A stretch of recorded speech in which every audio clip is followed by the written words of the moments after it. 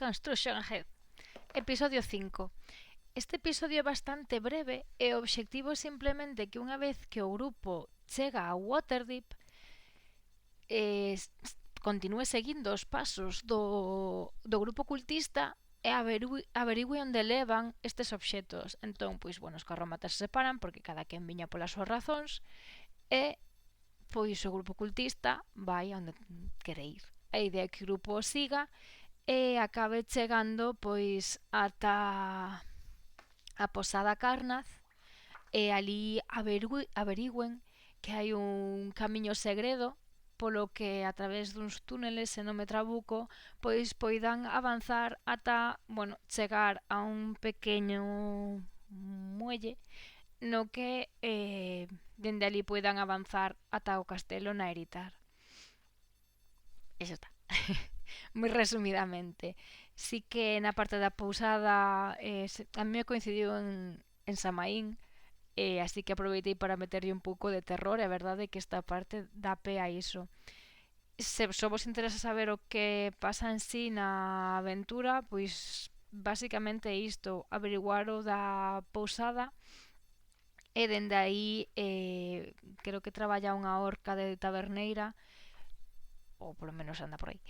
Ela ten as portas do almacén, as chaves e demais, e aí é onde poden investigar. Eu sí que é certo que o ir avanzando a campaña e estar as tramas os trasfondos orixinais e as tramas novas que van aparecendo, xa non dou suxerencias tan xenéricas como podería dar ao principio, senón que agora os meus exemplos son máis específicos das miñas tramas. Eu vos conto agardando que ao ver outros exemplos e pensando nos trasfondos do voso grupo ou nas tramas que foron nacendo, quizáis haxa sorte e algunha teña certa relación ou simplemente vos dea pea que se vos ocorran. Entón, no meu caso, este non foi tan breve como está aquí. Eu cando foron a Waterdeep, pois aproveitei para meter bastantes NPCs. Entón, sí que tiveron aí, pois, varias tramas. Estiven xogando coa trama que aconteceu do embarazo, porque cando el se fixo consciente de que igual era pai dunha criatura afín, filla dunha súcubo, pois bueno, hai moitas dúbidas de paternidade, as habituais, máis algunhas extras. Entón, pois foron xurdindo máis tramas desta. Igual que o feito de que a Dracónida realmente fora unha dragona, se foron relacionando con outras partes da aventura. Entón, eu, por exemplo, plantexei que foran... Teño por aquí incluso os datos da propia sesión na que chegaron aquí, que tamén son moi interesantes, e probablemente vos conte un pouquiño. Eu engadín información, aquí engadín a un señor en Waterdeep chamado Federico, que basicamente é un orco estudoso que está especializado en temas infernais. Entón acaban recurrindo a él para preguntarlle, vamos, logo acaban facendo tratos de que lles van a enviar un libro e demais, e incluso recollen información. Tamén está aquí Saced. Saced achégase de forma un pouco sospeitosa a Dracónida porque ela recoñece, el sabe que é unha das Dracónidas dos ovos nos que aplicaron os seus conxuros cando el chegou tamén de berrón anos atrás, se uniu a un grupo que engadín aquí, ademais de magos de Tai e oculto, como eran poucos, pois engadín outro máis que creo que chamei Maxia da escama da sangue escura. Maxia da escama de sangue escura, en referencia a Kiber, que isto de Eberron, vale? Que ao final son tramas moi tal.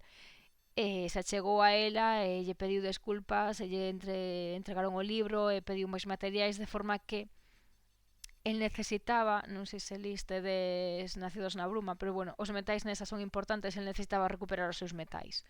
para poder recordar cousas da súa historia e, como había un artificio no grupo, poder aplicar tamén as, como se chaman, a habilidade esta especial de artífice que pode crear obxetos e demais, non recordo agora, poder tamén facilitarlle as, imos dicir, receitas de berrón para que as pudera aplicar.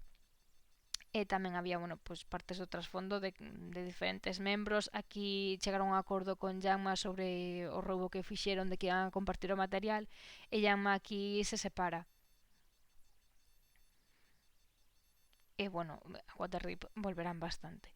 Pero isto é o principal. Despois tamén quixen engadir na trama a Bor, non sei se a coñecedes, pero é que o seu nome é difícil de pronunciar.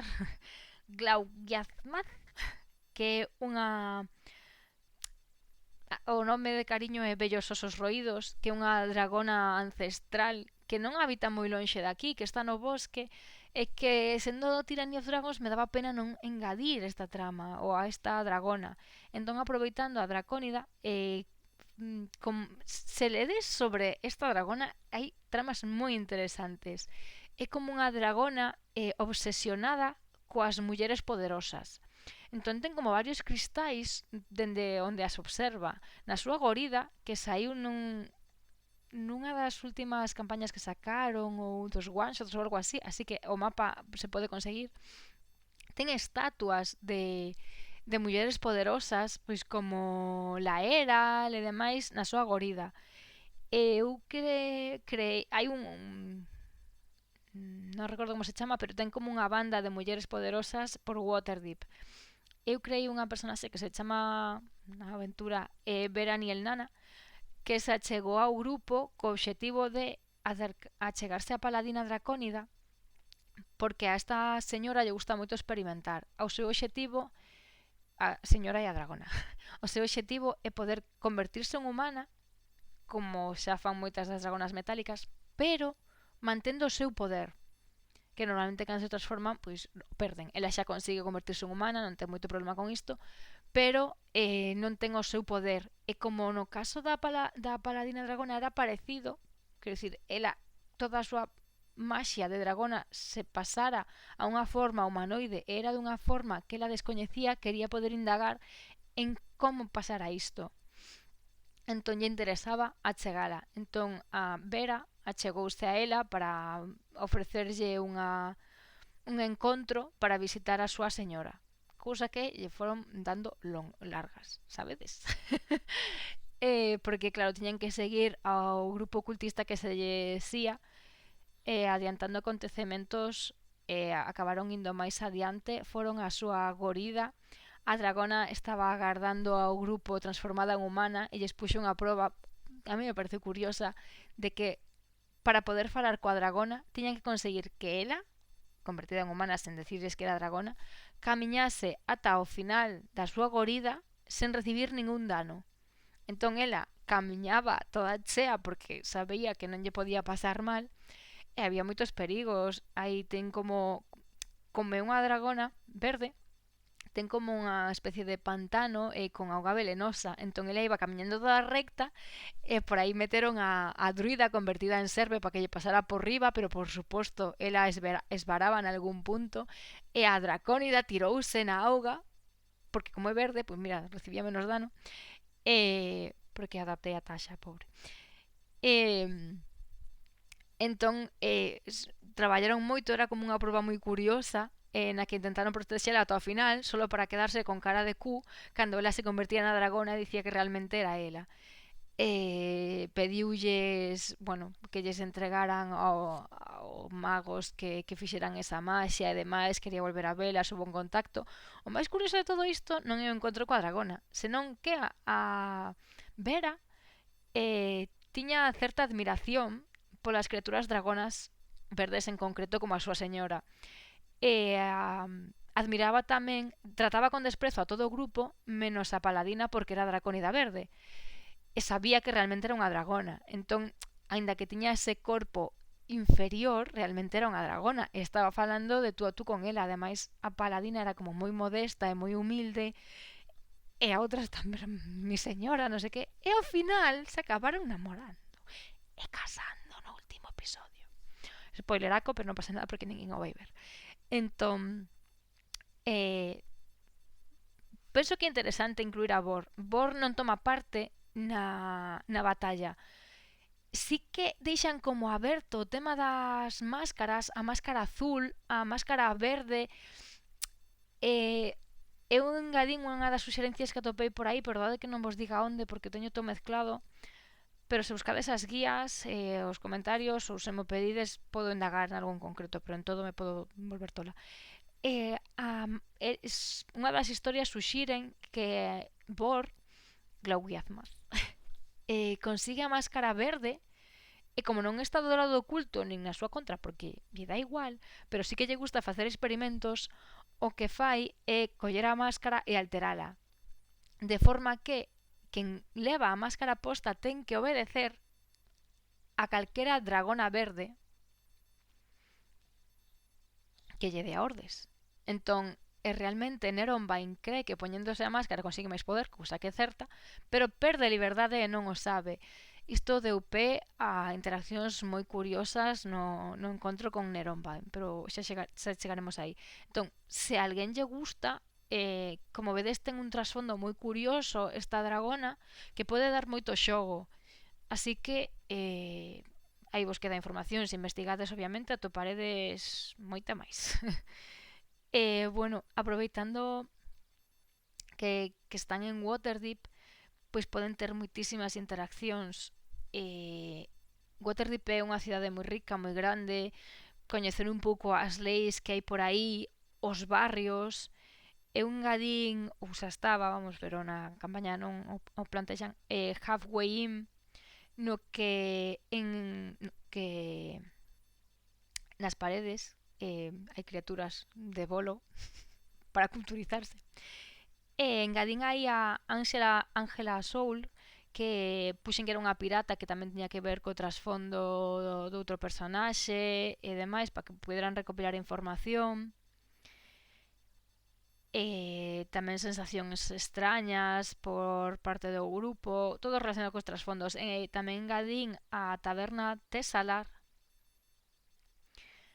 na que, bueno, aquí sería onde empezan a seguir os cultistas, vale? O grupo cultista se instalaría aquí e un par de membros do grupo se meteron aquí de incógnito para averiguar a onde ia o grupo cultista. O resto do grupo pois facía a súa vida e tamén tiñan un pouco ollo en no que facían o resto dos carromatos por se acaso pois liaran parda e se confundiran.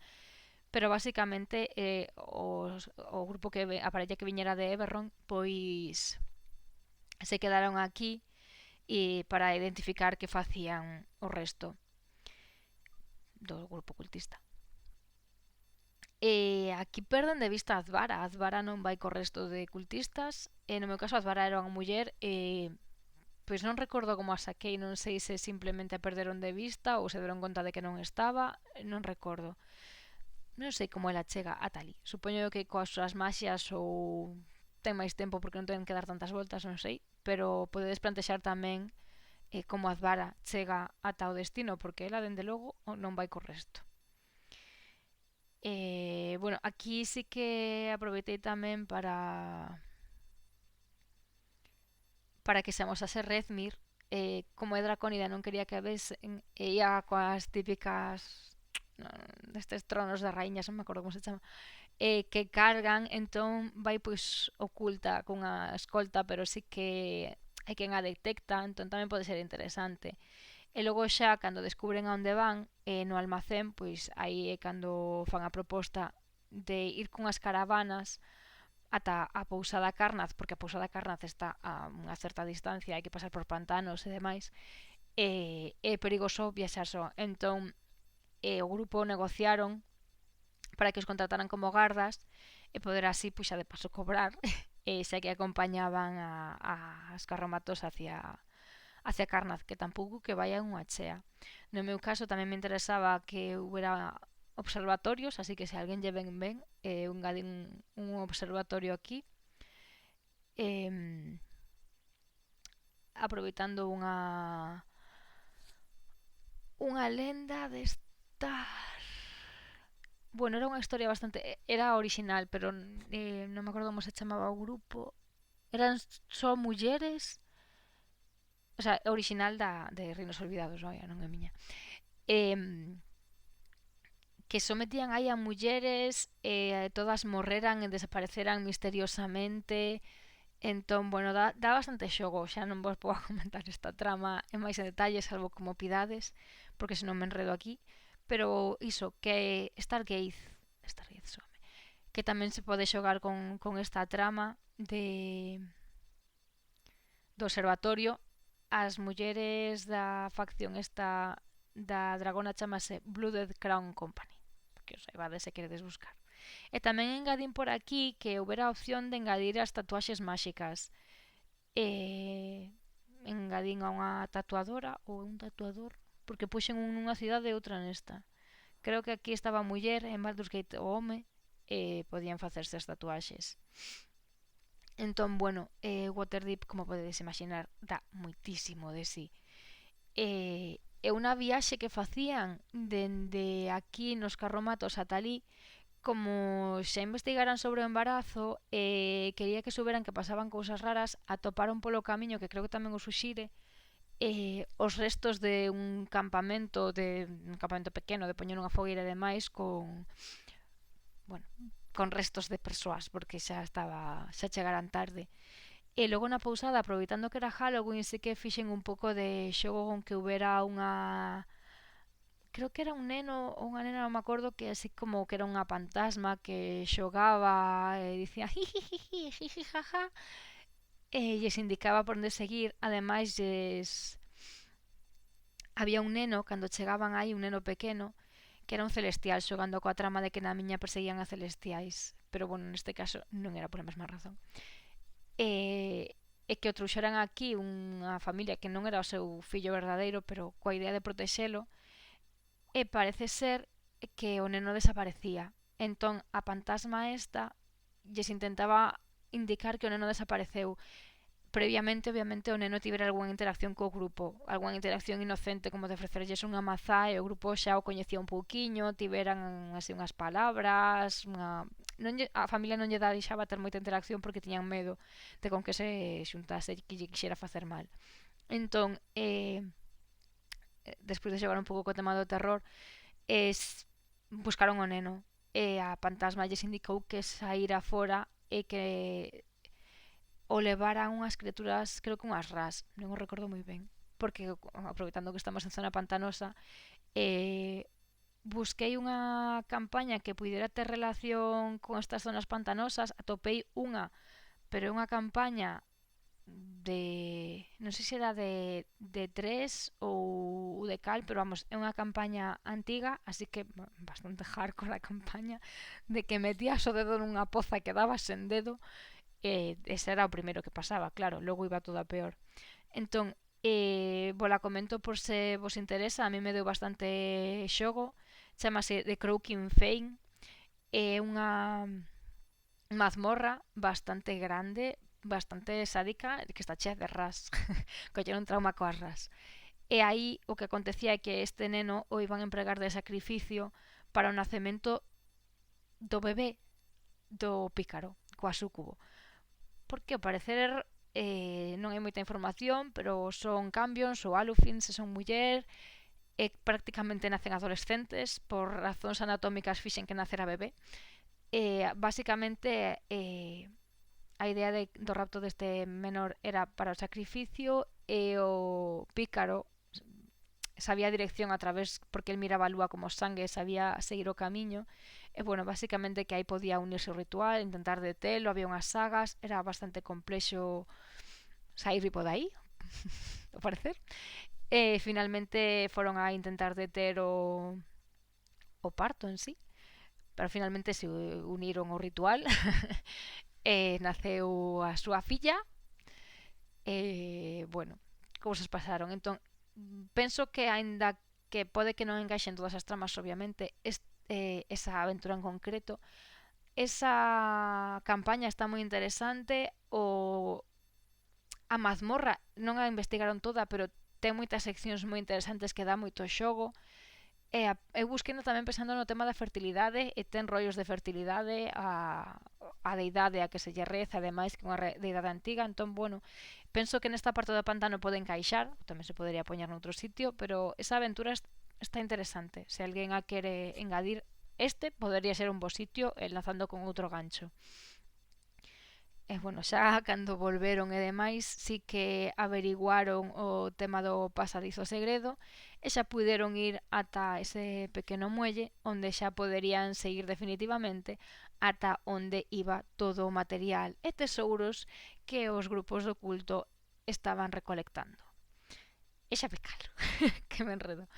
Así que nada, esta parte tamén está curiosa. A ver, a mí sí que o que máis me gustou foi a parte da mazmorra da campaña antiga, pero penso que a pousada de Carnaz pode dar xogo tamén a rollo de terror se lle queredes meter, pero polo demais é moi simple. Esta orca que pode ser interesante e interactuar con ela ademais, pero non hai unha gran trama detrás, salvo que teñen que averiguar que pasa cos tesouros que traen aquí, que pode dar xogo, pero é bastante simple a trama de aquí. Así que nada, de verdade que xa me calo. Sorte cos dados.